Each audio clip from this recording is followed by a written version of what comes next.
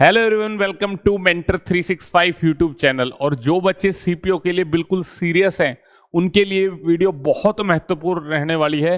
वो जी जान से मेहनत करते हैं, प्री की तैयारी करते हैं, फिजिकल के लिए जान लगाते हैं, long jump, high jump, race, medical के लिए स्ट्रगल करते हैं और फिर लास्ट में जाके मेडिकल में बाहर हो जाते हैं। और इस बार क्योंकि सीजीएल का मेंस भी साथ हो रहा है, सीएचएसएल मेंस हो रहा है, तो एक गोल्डन मौका है आपके लिए चॉइस करने का कि मैं सीपीओ टारगेट करूं या नहीं।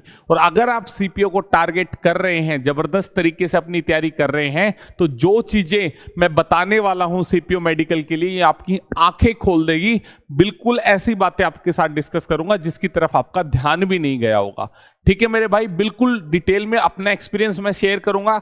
2 बार सीपीओ का मेडिकल दिया है, बढ़िया तरीके से जबरदस्त एक्सपीरियंस बताऊंगा। एक एक चीज, operation, tattoo, varicose vein, eye, private part से रिलेटेड और ओवरवेट से रिलेटेड काफी सारी चीजें हैं। TB test, blood test, urine test और भी बहुत सारी चीजें डिटेल में मैं डिस्कस करने वाला हूं। तो वीडियो में आगे बढ़ने से पहले जो बच्चे मेंस में 190 प्लस स्कोर करना चाहते हैं उनके लिए सीपीओ मेंस का गाइडेंस बैच आ चुका है। और प्री के गाइडेंस बैच से जबरदस्त आउटपुट निकली है। गुरुकुल से भी ऑफलाइन 19 बच्चों ने प्री क्वालिफाई किया है आउट ऑफ 25। तो अब मेंस के लिए आप जुड़ सकते हैं सीपीओ मेंस गाइडेंस बैच में, जहां आपको लिमिटेड टारगेट्स मिलेंगे। क्या पढ़ना है, कैसे पढ़ना है, कैसे स्कोर को 190 प्लस लेके जाना है और कैसे आप मेरी तरह ऑल इंडिया रैंक्स लेके आ सकते हैं। ठीक है मेरे भाई, चलो। तो और दूसरी बात, 5 अक्टूबर से बैच स्टार्ट हो रहा है, 3 अक्टूबर तक एडमिशन ओपन है। जिसको एडमिशन लेना है अभी जाके एडमिशन ले लेना, बाद में एडमिशन नहीं मिलेगा, इस बात को गांठ बांध लो। और जो बच्चे अभी एडमिशन लेंगे उनके लिए कूपन कोड है M365। इस कूपन कोड को आप यूज करोगे, डायरेक्ट आपको इस बैच के अंदर 10% डिस्काउंट मिलेगा। तो जो भी सीपीओ मेंस वाले बच्चे हैं अभी जाके एनरोल कर लो, स्टार्टिंग में पहले ही। ठीक है, चलो आगे चलते हैं। सबसे पहले भाई, सीपीओ मेरा मेडिकल हुआ था जालंधर के अंदर। वहां पे ही मुझे सौभाग्य मिला दोनों बार मेडिकल में जाने का, और 2 दिन तक हमारा मेडिकल चला था। डे 1 और डे 2 के रूम में बांटा हुआ था। काफी मेडिकल सेंटर्स अलग है, दिल्ली के अंदर है और भी काफी जगह हैं, वहां पे एक ही दिन में भी निपटा देते हैं, लेकिन हमारे वहां पे 2 दिन चला था। वो सारा एक्सपीरियंस मैं बताऊंगा, ऑलमोस्ट सेम रहता है। देखो, चेस्ट का एक्सरे किया गया था जिसमें टीबी का डोट देख रहे थे वो लोग। बाकी हमारे साथ ऐसा हुआ था कि मोस्ट ऑफ बच्चों में इसका चेस्ट के एक्सरे से टीबी, जिसके एक आधे बच्चे की भी थी, पॉइंट नहीं बनाया था। तो इसमें ज्यादा डरने की जरूरत नहीं है। जस्ट वो आपके फेफड़े, लंग्स चेक करना चाहते हैं कि कोई इश्यू तो नहीं है, क्योंकि बेल्ट की नौकरी है, बहुत ज्यादा दौड़ भाग करनी पड़ती है, तो चेस्ट के लिए चेक करते हैं। दूसरा है ब्लड टेस्ट। हीमोग्लोबिन की मात्रा पर्याप्त होनी चाहिए, तो बढ़िया तरीके से अपने अनार वगैरह खा के जाओ, हरी सब्जियां खाओ, ताकि आपको हेल्प मिले, हीमोग्लोबिन आपका कम ना आए, ब्लड टेस्ट में और कोई इश्यू आपका आना नहीं चाहिए। तीसरी थी यूरिन टेस्ट। तो यूरिन टेस्ट भी आपका चेक किया जाता है, सैंपल लिया जाता है। पहले दिन हमारी तीनों चीजें हुई थी। उसके बाद डे 2 हमें बुलाया गया था। सुबह मॉर्निंग में बुला लेते हैं भाई, बिठाए रखते हैं। Second day full body checkup, ये सबसे इंपॉर्टेंट है। आपके बिल्कुल नेक्ड अवस्था में सिर्फ आपको फुल बॉडी चेकअप के लिए बुलाया जाता है। सिर्फ आप अंडरगारमेंट्स डाले हुए रहते हैं। उसका मेन मकसद, सबसे पहले टैटू ना हो आप पे, हैंड एंगल, ऐसे एल्बो को मिला के आपका हैंड एंगल चेक किया जाता है कि क्या आपके दोनों हाथ बराबर है, छोटा बड़ा तो हाथ नहीं है कोई। फिंगर चेक करी जाती है, सारी पैरों की, हाथों की उंगलियां सही है। ट्रिगरिंग फिंगर को चेक किया जाता है, क्या वो वर्किंग है, सब कुछ सही है।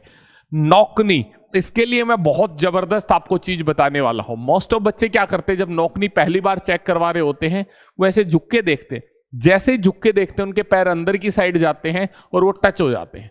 आपको नौकनी चेक करवाते वक्त हमेशा स्ट्रेट रहना है।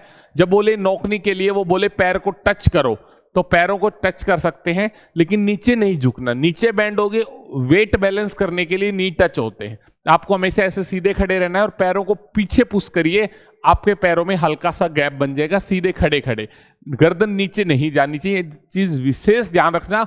बहुत बच्चे ऐसे हैं जिनको नौकरी के लिए पहले दिन रीमेडिकल दिया गया, हाँ दूसरे दिन मेडिकल उनका पॉइंट टूटा, लेकिन फायदा क्या, एक दिन खराब करने का। आपको नौकरी चेक करवाना आना चाहिए।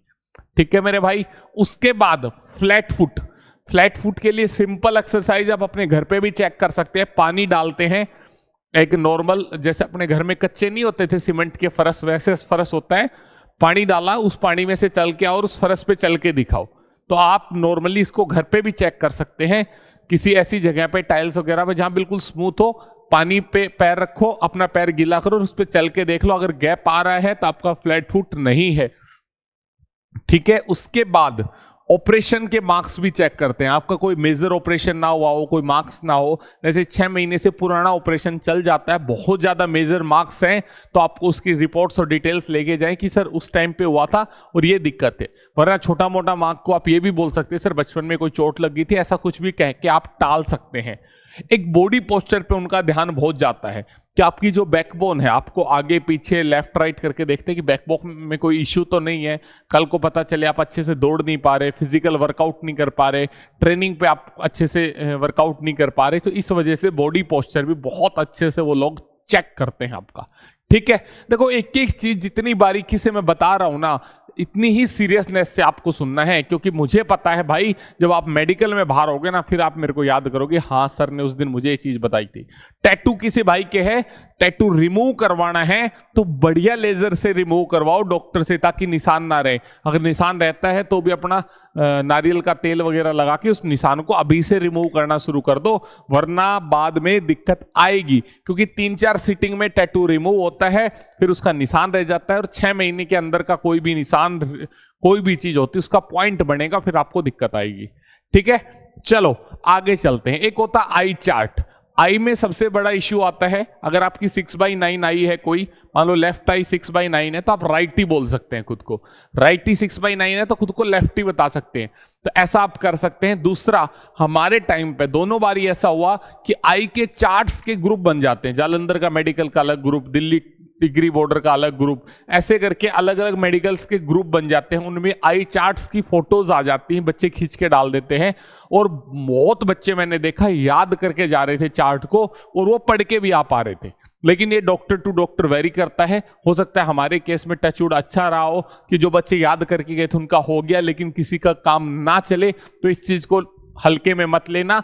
लेजर लेसिक चल गया था, कोई इश्यू नहीं हुआ था, बशर्ते आप ढंग से कॉन्फिडेंटली अपना आई चार्ट पढ़ दो। एक सबसे बड़ी समस्या क्या आती है, आप जब आई से ऐसे बंद करवाते हैं ना वो लोग आपसे आंख, तो आप आंख को दबा लेते हैं ऐसे हाथ से। आपको आंख को दबाना नहीं है, क्योंकि जब दबा के आप आंख को छोड़ते हो तो आई बॉल को रिकवरी में टाइम लग जाता है। इस चीज को प्रैक्टिस करके जाना। नॉर्मली आई के ऊपर हाथ लाओ, आई आपकी खुली रहनी चाहिए। देखो मैं हाथ हटा रहा हूं, आई मेरी खुली है, फिर मैं पढ़ रहा हूं, फिर हाथ हटाया, आई खुली है। तो इससे क्या होता है, आई बॉल रिकवरी में टाइम नहीं लगता, आप झिझकते नहीं है, तुरंत इजीली आप आई चार्ट पढ़ देते हैं। लेजर लेसिक है तो भी बताना नहीं है कि नहीं सर मैंने कोई नहीं करा रखा, कोई इश्यू नहीं है। नॉर्मली वो नहीं करते उस चीज को, अलग नहीं निकालते बच्चों को, फिर भी अगर रीमेडिकल देते हैं तो ज्यादा दिक्कत नहीं आई थी हमारे टाइम पे। बाकी देखो रूल्स चेंज होते रहते हैं। ईयर में अगर पर्दे में छेद है तो ऑपरेशन करवा के जाओ, चल जाएगा। लेकिन हड्डी में कोई दिक्कत है, हड्डी का ऑपरेशन हुआ है तो वो नहीं चलता है। नॉर्मली पर्दे के ऑपरेशन का छेद का चल जाता है। मेरे भी पर्दे में 2008 में ऑपरेशन हुआ था, तो कोई इश्यू मुझे आया नहीं। उन्होंने पूछा जरूर था, मैंने बता दिया था बचपन में कोई चोट लगी थी तो पर्दे का ऑपरेशन हुआ था। लेकिन आप जरूरी नहीं है बताएं भी, आप बोल सकते हैं नॉर्मली चोट लगी थी। बाकी उनको पता होता है, देख के पता लग जाता है ऑपरेटेड है कि नहीं है। टीथ के लिए एक दो बच्चे तो बिना बात टीथ के लिए भी पॉइंट बनवा लेते। भाई टीथ अच्छे से दिखा के जाओ, साफ करवा के जाओ, जहां आपकी कैविटी है उसको फिल करवा के जाओ, वो आपकी लाइफ लॉन्ग भी अच्छी है, टीथ की हेल्थ के लिए भी अच्छा है। कैप लगवा के जाओ, उसको बिल्कुल मैनेज करके जाओ। कैप, कैविटी फिल सब कुछ अलाउड है, कोई दिक्कत नहीं है। आपके टीथ में कोई ज्यादा इश्यू नहीं आने वाला, बट एक बार डॉक्टर से सलाह लेके आपको जाना है। बीपी की दिक्कत है कुछ बच्चों को, एक दो बच्चों को क्या होता है हाइपरटेंशन बन जाता है, थोड़ा बहुत नर्वस हो जाते हैं उसकी वजह से, तो ज्यादा टेंशन नहीं लेनी। अगर बीपी आ रहा है कोई नहीं, जब आपको रीमेडिकल देंगे नेक्स्ट डे आपका सिर्फ बीपी चेक होना है, अपनी एक गोली ले लो छोटी सी, कोई दिक्कत नहीं। अगर आपको पहले से पता है कि भाई मुझे बीपी की इश्यू रहता है तो अपना पहले से देख लो। एक सबसे बड़ी समस्या है ओवरवेट। अभी ध्यान है नहीं, अभी भी फिजिकल की तैयारी में जबरदस्त मेहनत कर लो कि ओवरवेट ना रहे। 3 किलो से ज्यादा या बीएमआई से अंदर नहीं आ रहे हो तो रीमेडिकल देंगे, और बाहर करने के 99.9% चांस है। हमारे 50 बच्चों में से 8 से 7 बच्चे ओवरवेट की वजह से बाहर हुए थे। मतलब जितने भी बच्चे बाहर हो रहे थे उनमें से 50% ओवरवेट की वजह से बाहर जा रहे थे। और इस चीज को अभी से अपना करना शुरू कर दो, रनिंग से, एक्सरसाइज से, ठीक है, नहीं तो ओवरवेट आपके लिए समस्या बनेगा। दूसरा, लास्ट टाइम के लिए अगर आप पैनिक सिचुएशन में है, आपका ओवरवेट का रीमेडिकल पॉइंट बना ही दिया, ये सलाह मैंने किसी और को भी दी थी और आज वो दिल्ली पुलिस में सब इंस्पेक्टर है। सलाह क्या थी, उसको 2 किलो का ओवरवेट मिला था। तो भाई लेसिक नाम की एक गोली आती है, डॉक्टर की देखरेख में ही लेना है। ये बेसिकली जब हम टेस्ट वगैरह करवाते हैं ना, उसके लिए दी जाती है। अपने रिस्क पे ले, डॉक्टर से पूछ के ले, वैसे मैं अलाउ नहीं करता या मैं नहीं सलाह देता। मैं कोई डॉक्टर नहीं हूं, मैं कोई मेडिकल प्रैक्टिशनर नहीं हूं, लेकिन क्योंकि बच्चों ने मेडिकल के टाइम मैंने लेते देखा था, इसलिए मैं कुछ आपको बता रहा हूं। उससे क्या हुआ था, उन बच्चों का 2-3 किलो वजन कम हुआ था। I don't know it's real और नहीं, बट हाँ हुआ था। कलर ब्लाइंडनेस बिल्कुल भी नहीं चलेगी, इस चीज को गांठ बांध लो। कलर ब्लाइंड हो तो दिक्कत आने वाली है। अभी से अपनी प्रैक्टिस कर लो। कलर ब्लाइंड की बुक लाके 1-2 बार 4-5 बार पढ़ के देख लो। बहुत ज्यादा इश्यू है तो दिक्कत आएगी मेरे भाई, ठीक है। तो ये मेजर पॉइंट है। एक वेरिकोज वेन है तो भी दिक्कत आएगी, उसको ऑपरेट करवा लो, या और कुछ हो सकता है तो वो करवाओ। वेरिकोज वेन का पॉइंट बनता है। पंजों पे जंप करवा के देखते हैं, पीछे से वेरिकोज वेन आपकी उभर के आती है तो दिक्कत रहने वाली है। प्राइवेट पार्ट्स को अच्छे से चेक किया जाता है, तो आप उस चीज के लिए भी रहें कि किसी का कोई ऑपरेशन हुआ है और कोई दिक्कत है तो वो अपनी अच्छे से आप चीज या अपने डॉक्यूमेंट्स लेके जाएं ताकि आपको दिक्कत ना आए, ठीक है मेरे भाई। तो बढ़िया तरीके से मेहनत करते रहो। ये वीडियो उन बच्चों के लिए जो सीरियस एस्पिरेंट हैं और लास्ट में मेडिकल ना पता होने की वजह से, ओवरवेट में कुछ छोटी मोटी गलतियों की वजह से बाहर हो जाते हैं, ठीक है। तो ये चीज ध्यान रखें। और जो अपनी तैयारी को, मेंस की तैयारी को बूस्ट करना चाहते हैं, 190 प्लस स्कोर कैसे स्कोर करना है, तो एक बार मेंस की तैयारी में मेरे साथ जुड़ के देखो, जबरदस्त आपको रिजल्ट्स मिलेंगे। 3 अक्टूबर तक एडमिशन ओपन है, उसके बाद एडमिशन नहीं मिल पाएगा। Thank you, bye bye, take care, Jai Hind.